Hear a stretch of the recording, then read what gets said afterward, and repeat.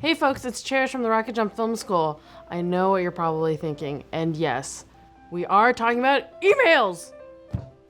It's gonna be awesome. Pro tip, how to write a great email. So why is any of this important? Well, one of the most unique aspects of filmmaking as an art form is that it's a collaborative medium. Communication is super vital. You could be working with 1 or 100 people and you're gonna have to coordinate amongst all of them. We're gonna be talking about the filmmaking industry in particular, but this really applies to any professional field you're in. So use it in life. These are good. Okay, so here we go. So first, appreciate the art form that is email. This isn't a text message to your best friend about going to Taco Bell or In-N-Out or whatever. This is writing, this is a conversation. It takes practice and you get better with it over time. Grammar is important, spelling is important. That means you don't wanna do emojis, you don't wanna do LOL, no slang, hashtags, all of the things you cool kids are doing that I don't know about. So with that in mind, let's move on to our next point. Be aware of your audience. In work emails, it is important to consider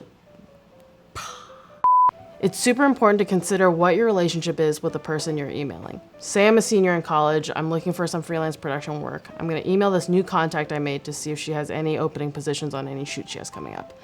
Don't do this email. Hey Pam, sup, job please? Okay, bye, thanks, insert GIF. Don't do that. That's bad. Hello Pam, this is Cherish. You may remember me from the University of Film Study Mixer at the DreamWorks booth back in January. In May, I will be graduating and would love to fill any freelance production positions you may need help with. Please let me know if you have anything available. Thanks. Okay, so that's not so bad. We've got a few grammar issues, a few spelling issues. It's a pretty good first draft. Let's see how we polish this up. Hello Pam, this is Cherish, one of the students you met at the UFS Mixer back in January. I hope you are doing well since our last meeting.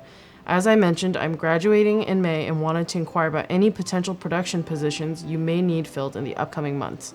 I'll be fresh out of school and am eager to get involved with film shoots as a PA or any other available position.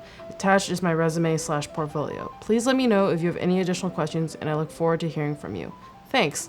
That's a pretty good email. That's nice and clean. Pam knows what I'm asking for and she knows she can contact me for any more questions. 2 thumbs up. Next up, be concise. This is a huge one. People are really busy and they're not gonna spend all day reading and responding to their emails. So get to the point of your email quickly and clearly. When I write emails, I like to ask myself 2 questions. Doorbell.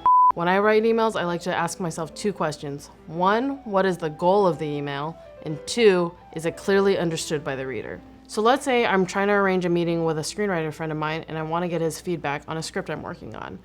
Don't bog down your request with too many unnecessary details. Here's what that might look like.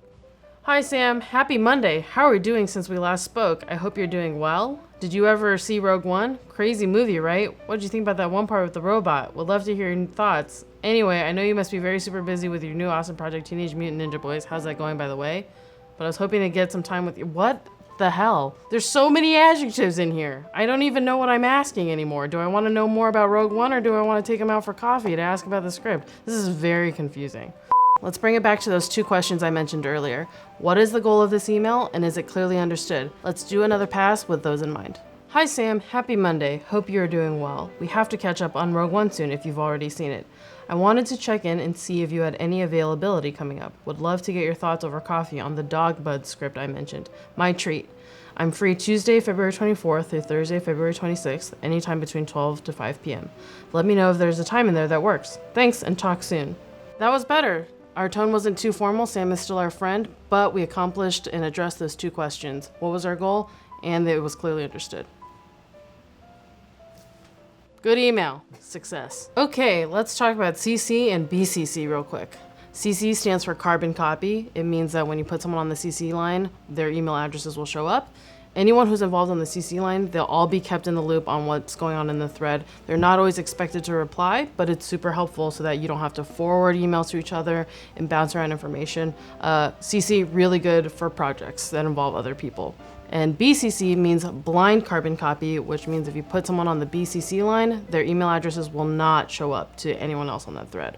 In La La Land, Emma Stone's character probably should have used BCC to invite all these important people to her one-woman show. Since she didn't, now everyone can see who's invited to this play. That's a big email fail.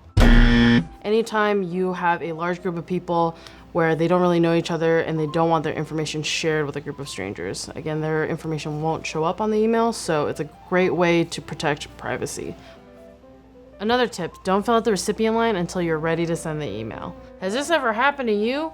You're writing an email to a company that you want to work at, and there you go, writing all the good stuff, and then you hit send too early. Now you just goofed up and you look like an idiot. They're never gonna hire you now. You're an idiot. That's why, to avoid that, I like to leave the recipient line blank until the very last minute and then hit send. The good news is, if you do hit send, there's a last resort, and that brings us to the undo function. Basically what it is in Gmail, the undo send feature is a delay. It holds your email for 30 seconds after you hit send, which gives you a little bit of a cushion to take it back. Here's how to activate it in Gmail. It's right over here. It's right over there. Hit that button right there. So thanks for watching. If you have any questions, you can hit me up in the forums, discuss.rocketjump.com. Thanks for watching. Happy emailing. Bye.